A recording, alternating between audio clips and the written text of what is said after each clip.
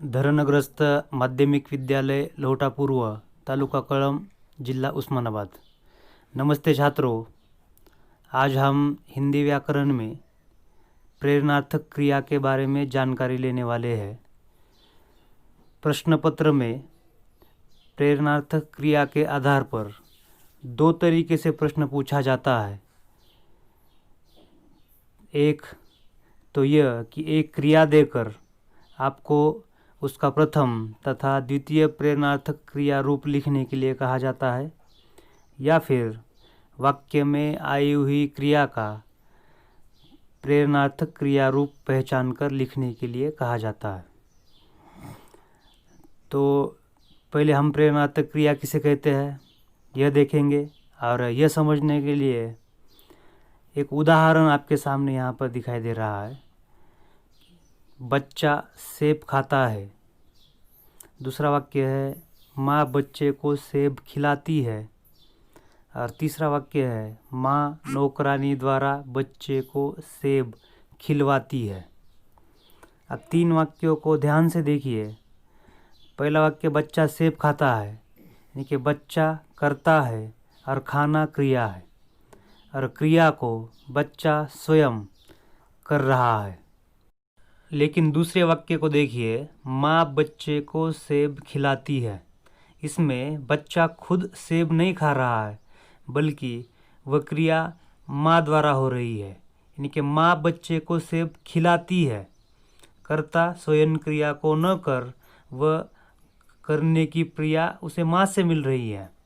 अब तीसरा वाक्य देखिए, माँ नौकरानी द्वारा बच्चे को सेब खिलवाती है, यानी कि यहाँ पर ना बच्चा खुद क्रिया कर रहा है, ना माँ के हाथों से क्रिया हो रही है, बल्कि माँ नौकरानी द्वारा बच्चे को सेब खिलवाती है।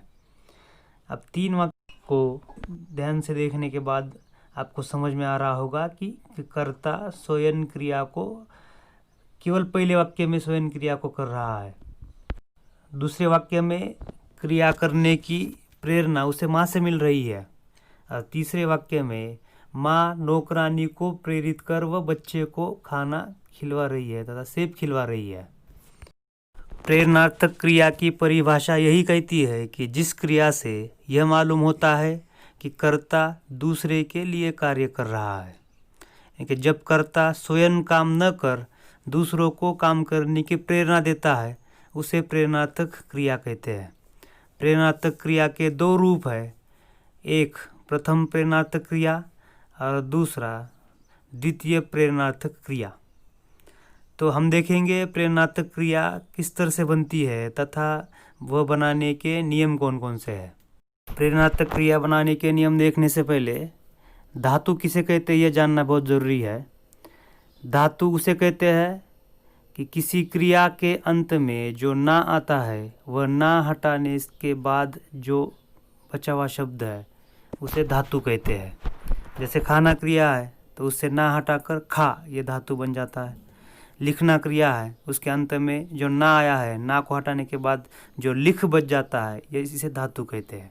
अब देखिए प्रेरणार्थक क्रिया बनाने का पहला नियम यह है, धातु के अंत में आना जोड़ने से प्रथम प्रेरणार्थक क्रिया और वाना जोड़ने से द्वितीय प्रेरणार्थक क्रिया बनती है। जैसे लिखना क्रिया है तो उसका प्रथम प्रेरणार्थक क्रिया रूप बनता है लिखाना, और द्वितीय प्रेरणार्थक क्रिया रूप बनता है लिखवाना। लिखना, लिखाना, लिखवाना। चलना क्रिया है तो उसका प्रथम प्रेरणार्थक क्रिया रूप बनता है चलाना, और द्वितीय प्रेरणार्थक क्रिया रूप बनता है चलवाना। दूसरा नियम यह कहता है कि धातु के पहले स्वर को ह्रस्व कर देने से प्रेरणार्थक क्रिया बनती है। जैसे डूबना, इसमें डूबना, इसमें पहला स्वर दीर्घ है, उसे ह्रस्व करने से, यानी कि डुबाना और डुबवाना, इस तरह से प्रेरणार्थक क्रिया रूप बनते हैं। और तीसरा नियम यह है, कुछ धातु के अंत में लाना जोड़ने से प्रथम प्रेरणार्थक क्रिया रूप और लवाना जोड़ने से द्वितीय प्रेरणार्थक क्रिया रूप बनता है। जैसे खाना क्रिया है तो खिलाना ये प्रथम प्रेरणार्थक क्रिया रूप और खिलवाना ये द्वितीय प्रेरणार्थक क्रिया रूप बनता है। पीना क्रिया है तो उसका पिलाना और पिलवाना इस तरह से प्रेरणार्थक क्रियाएं बनती है। और चौथा नियम यह है कि कुछ अकर्मक क्रियाओं से प्रेरणार्थक क्रियाएं बनती ही नहीं है, जैसे आना, जाना, होना, पाना, सकना आदि।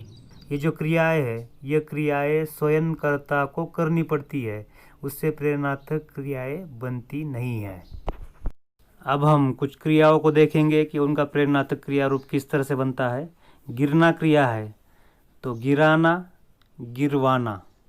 बनना क्रिया है बनाना, बनवाना। रखना, रखाना, रखवाना। भीगना, भिगाना, भिगवाना। बोलना, बुलाना, बुलवाना। रोना, रुलाना, रुलवाना।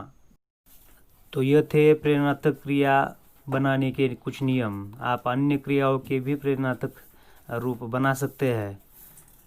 आशा करता हूँ कि आपको समझ में आए होंगे। बहुत बहुत धन्यवाद।